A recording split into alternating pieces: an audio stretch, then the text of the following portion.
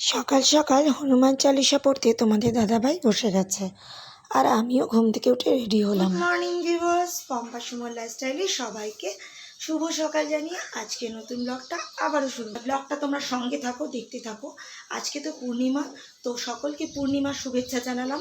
পূর্ণিমা কিছুক্ষণ পর লেগে যাবে। এখন বাজে হচ্ছে 8:30। আমি এখন যাব বাজারে। তার কারণ হচ্ছে আজকে রবিবার। তোমরা সকলেই জানো আমি সপ্তাহে বাজার করি একদিন, আর সেটাই রেখে রেখে খাই। ভীষণ সুন্দর রোদ উঠেছে বন্ধুরা, দেখো। আমার তো ভীষণ ভালো লাগছে। তোমাদের কার কার ভালো লাগছে এই রোদটা? রোদ ভালো লাগে বলো কিন্তু। কেউ বৃষ্টি পছন্দ করে, কেউ রোদ। আমার তো বৃষ্টি রোদ দুটোই ভালো লাগে। আমরা বেরিয়ে পড়েছি বন্ধুরা বাজারের উদ্দেশ্যে। চলো তাহলে বাজারে যাওয়া যাক। আর বাজারে যেতে যেতে তোমাদেরকে একটু রাস্তার ধারটা দেখিয়ে দিচ্ছি। বেশ সুন্দর লাগছে কিন্তু সকালে ভীষণ হাওয়া, বেশ হাওয়ার মধ্যে যেতে বেশ মজা লাগছে। আর এই যে বন্ধুরা, এটা হচ্ছে আমাদের কল্যাণীর ভেতরে পৌরসভার যে এলাকাটা, সেটা তার সামনে দিয়ে এই যে 2 নম্বর মার্কেট। আমাদের এই মার্কেটটাতে প্রচুর পরিমাণে জিনিস পাওয়া যায়। চলো তাহলে মার্কেটে ঢোকা যাক। মার্কেটে ঢুকে গোপু সোনার জন্য ফার্স্টেই দোকানে ঢুকেছিলাম জামা নিতে। তো গোপু সোনার জন্য জামা এখানে নেওয়া হয়ে গেল। 2খানা জামা নিলাম। চলো এবার বেরিয়ে গিয়ে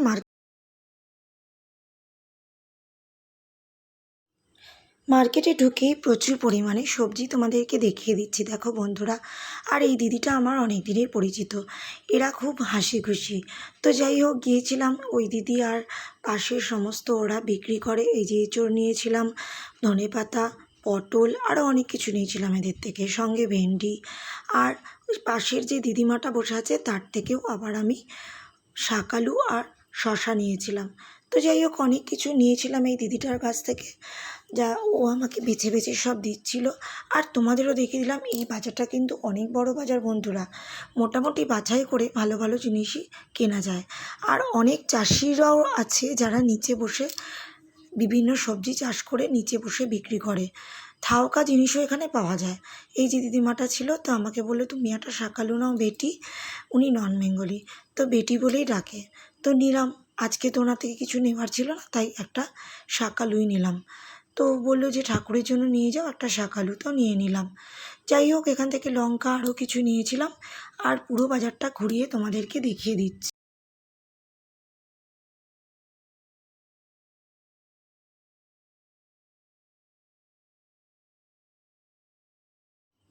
কত বড় বাজার বন্ধুরা, দেখো।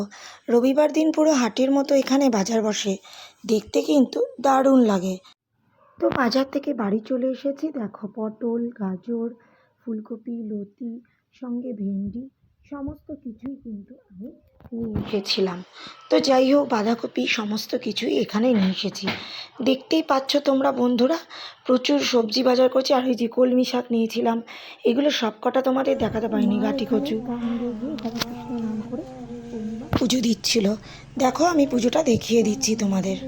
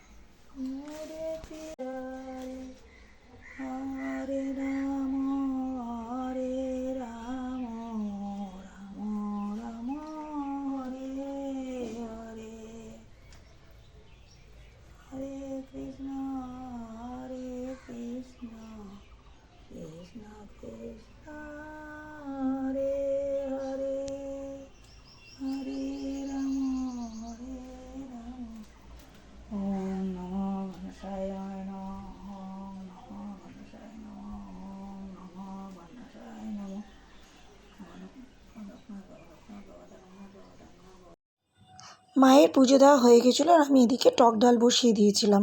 আর সঙ্গে করেছিলাম আলু পটলের ডালনা।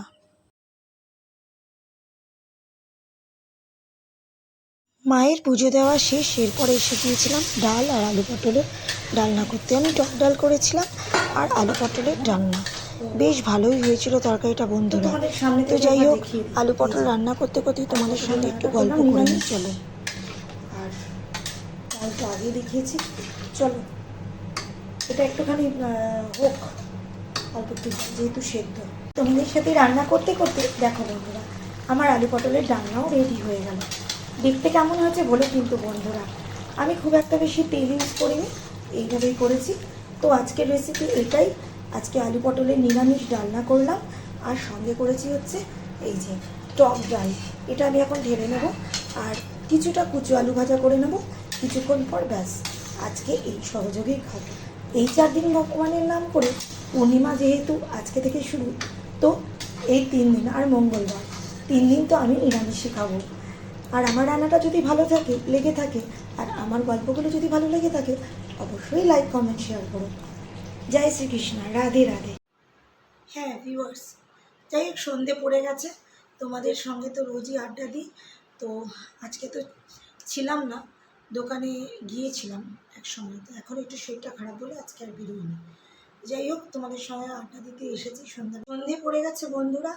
তো প্রত্যেককে আমার তরফ থেকে শুভ সন্ধ্যা। পম্পার সময় লাইফস্টাইলে তোমাদের সকলকে শুভ সন্ধ্যা জানালাম।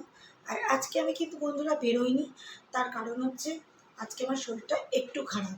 এই যে গ্ল্যান্ডের এই জায়গাটা দেখতে পাচ্ছ, আশা করি এই জায়গাটা না পুরো ফুলে গেছে, দেখো এইখানটা ভীষণ যন্ত্রণা, আর কানে তো ভীষণ ব্যথা হচ্ছিল কালকে, তাই জন্য আমি বেরোইনি।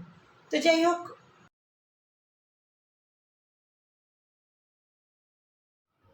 তো সন্ধেবেলা তোমাদের সামনে এসেছি এই যে ওড়নাটা পরে বন্ধুরা।